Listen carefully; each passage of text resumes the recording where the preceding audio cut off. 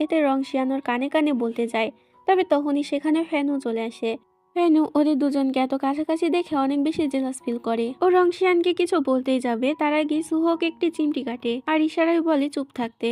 লিংলং তখন কোনো মতে পরিস্থিতি সামলিয়ে ওদের দুজনকে সেখান থেকে নিয়ে যায়। এদিকে দেখানো হয় মুজিন আর বাইচেন একে অপরের সাথে তর্ক করছিল, যেহেতু ওরা দুজনই ডেমন আর ইমমর্টাল ছিল আর একে অপরকে একদমই সহ্য করতে পারতো না। তবে তখনই সেখানে কুনলুন সেক্টে কিছু ডিসিপল চলে আসে। একটি ডেমনকে নিজেদের লোকের সাথে এরকম ঝগড়া করতে দেখে ওরা রেগে যায় আর সেখান থেকে বাইচানকে ধরে নিয়ে যায়। যেটা দেখে মুজিন তো মনে মনে অনেক খুশি হয় যে একজন ডেমন হওয়া সত্ত্বেও ওরা ওকে ধরলো না, বরং একজন ইম্মর্টালকে ধরে নিয়ে গেল। এদিকে লিংলং মনে করছিল হয়তো সুহো আর ফ্যানু একে অপরকে পছন্দ করে। ওদের দুজনকে বলে, তো তোমরা এটা আমাকে আগে কেন জানাওনি? সুহো বোঝানোর চেষ্টা করে যে এরকম কিছুই না। তবে তারপরও লিংলং মেনে নিতে চাচ্ছিল না। ও বলে, আগে আমি স্নো লোটাসটা চুরি করি, তারপরে ফক্স ক্ল্যানে গিয়ে তোমাদের দুজনের বিয়ে দেবো। ফ্যানু মনে মনে ভাবে, এ দেখছি ওই স্নো লোটাস ছাড়া এখান থেকে এক পাও নড়বে না।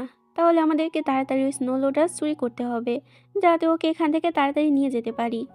এদিকে বাইচানকে তো অনেকগুলো চাবুকের বাড়ি মারা হয়। মাস্টার তখন মুজিনকে চাবুক দিয়ে বলে ওকে মারতে। এতে মুজিনও তো খুনের ফায়দা তোলে আর বাইচানকে মারতে থাকে। বাইচান এতে ওর উপরে রেগে যায়। রাতের বেলা আমরা লিংলংকে দেখতে পাই যে রংশিয়ানকে কথা বলে ব্যস্ত রাখছিল। এদিকে সুহো আর ফ্যানও চলে আসে ওই স্নো লোটাস চুরি করতে। ওরা কোনো মতে স্নো লোটাস নিয়ে নেয়। তবে তখনই কুনলুন সেক্টের ডিসেবলদের কাছে ওরা ধরা পড়ে যায়। এদিকে লিংলং বুঝতে পারে যে হয়তো সুহো আর ফ্যানু কোনো বিপদে পড়েছে। লিংলং রংশিয়ানকে জিজ্ঞাসা করে, তুমি কি আগে আমাদের প্ল্যান সম্পর্কে জেনে গিয়েছিলে? রংশিয়ান বলে, তুমি এসব কি বলছো? হ্যাঁ, আমি জানি যে তুমি এখানে স্নো লোটাস চুরি করতে এসেছো। তোমার কি আমার কথা মনে নেই? তুমি আমাকে কি করে ভুলে যেতে পারো? রংশিয়ান তখন স্নো লোটাস বের করে আর সেটা ওকে দিয়ে বলে, তুমি তাড়াতাড়ি এখান থেকে পালিয়ে যাও, না হলে সবাই যদি জানতে পেরে যায় তাহলে ওরা তোমাকে মেরে ফেলবে। লিংলং বলে, কিন্তু আর চিকে ছাড়া আমি এখান থেকে কোথাও যাব না। রংশিয়ান ওকে চলে যেতে বলে এবং বলে, তুমি চিন্তা করো না, ওদের দুজনকে আমি সেফলি ফক্স ক্ল্যানে পৌঁছে দেব। লিংলং অবাক হয়ে জিজ্ঞাসা করে, তুমি কে? আমি তো তোমাকে চিনতেই পারছি না। রংশিয়ান বলে, 10 বছর আগে আমি যখন জঙ্গলে আহত হয়ে পড়েছিলাম তখন তুমি আমাকে বাঁচিয়েছিলে। এতে তখন লিংলংয়েরও মনে পড়ে। লিংলং বলে, তাহলে সেটা তুমি ছিলে? রংশিয়ান বলে, হ্যাঁ। এখানে ওরা দুজন তো একে অপরের প্রেমে পড়েই যায়। তখনই সেখানে ফ্যানু আর সুহো চলে আসে। ওরা দুজন এদের দুজনকে এভাবে দেখে বুঝে ফেলে ওরা দেরি করে ফেলেছে। ওরা দুজন তো একে অপরের প্রেমে পড়ে গিয়েছে। তখনই সেখানে কিছু একটা হয়। ওরা দেখতে পায় ওরা তো অন্য টাইম লাইনে চলে এসেছে, যেখানে লিংলং আর রংশিয়ান ওদের পাশে বসেছিল। ওদের কথা থেকে এটা স্পষ্ট বোঝা যাচ্ছিল যে ওরা একে অপরের সাথে বিয়ে করে নিয়েছে। ওরা তো এখানে ঝগড়া করতে থাকে যে আজকে থালা বাসন আর রান্না কে করবে এটা নিয়ে। আর এরা দুজন হাঁ করে ওদেরকেই দেখছিল। সুও আসে লিংলং এর সাথে কথা বলতে। এখানে ও লিংলংকে ভুলভাল বোঝাতে শুরু করে রংশিয়ানের বিষয়ে। ও লিংলংকে বলে, রংশিয়ানকে এখানে ফেলে চলো আমরা ফক্স ক্ল্যানে ফিরে যাই। তবে লিংলং ওকে এটাতে নিষেধ করে আর বলে, আমরা দুজন একে অপরকে সত্যি অনেক ভালোবাসি। ও রংশিয়ানের বিষয় সবকিছু ওকে খুলে বলে যে রংশিয়ান ওকে কতটা ভালোবাসে, সব সময় ওর খেয়াল রাখে, এমনকি রান্না বান্না ওই করে। সবশেষে লিংলং বলে, আর সবচেয়ে বড় কারণ হলো এটা যে আমি রংশিয়ানকে ছাড়তে পারবো না, কারণ আমি এখন প্রেগনেন্ট। এদিকে আমরা ফ্যানুকে দেখতে পাই যে তো ঠিক একই রকম ভাবে রংশিয়ানকেও লিংলং এর বিরুদ্ধে ভুলভাল বোঝাচ্ছিল। তবে এতে রংশিয়ান বলে, তুমি যেরকম ভাবছো সেরকম নয়, লিংলং এর মতো বউ পাওয়া তো ভাগ্যের বিষয়, আর আমি ওকে অনেকটা ভালোবাসি।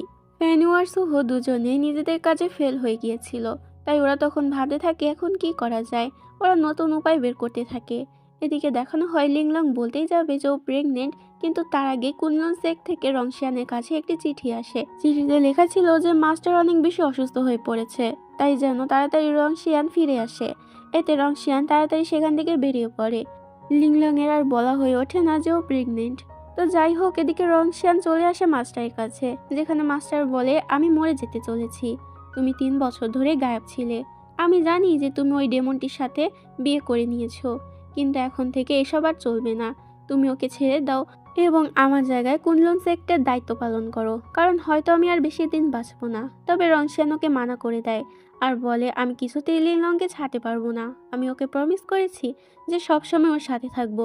এটাতে মাস্টার রেগে যায়। মাস্টার সবার দিকে একটি ইশারা দেয়। এতে সবাই তখন সেখানে রংশিয়ানকে বেঁধে ফেলে আর ওর উপরে জাদু করে ও সমস্ত স্মৃতি ভুলিয়ে দেয়। এখন রংশিয়ানের তো লিংলংয়ের বিষয় আর কিছুই মনে ছিল না। আমরা নতুন এক রংশিয়ানকে দেখতে পাই যে ডেমনদের একদমই সহ্য করতে পারতো না। ও বলতে থাকে সমস্ত ডেমনদেরকে মেরে ফেলবো, যেটা কিনা আবার দূর থেকে মুজিন দেখছিল। মুজিন বলে তাড়াতাড়ি এটা আমাকে লিংলংকে জানাতে হবে।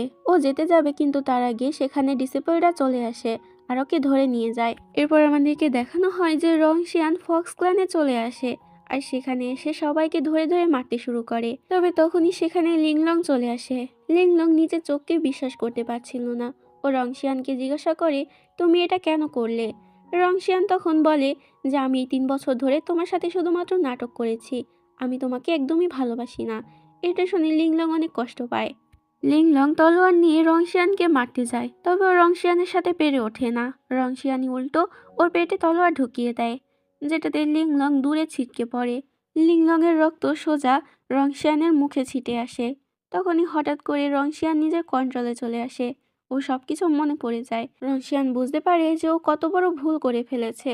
ও তাড়াতাড়ি লিংলংয়ের কাছে চলে যায়, যেখানে লিংলং এখনো বেঁচে ছিল। লিংলং ওকে বলে যে ও প্রেগনেন্ট। এটা বলা মাত্রই ও সেখানে মারা যায়, যেটাতে রংশিয়ান তো আরো বেশি কষ্ট পায়। রংশিয়ান সেখানে কান্না করতে থাকে। তখনই ও অনেক বেশি রেগে যায় আর নিজের হাতে তলোয়ার তুলে নেয়। রংশিয়ান বলে এসব কিছু মাস্টারের জন্যই হয়েছে, আমি ওদের কাউকে ছাড়বো না। তো এদিকে আমরা ফ্যানিউ আর সুহোকে দেখতে পাই।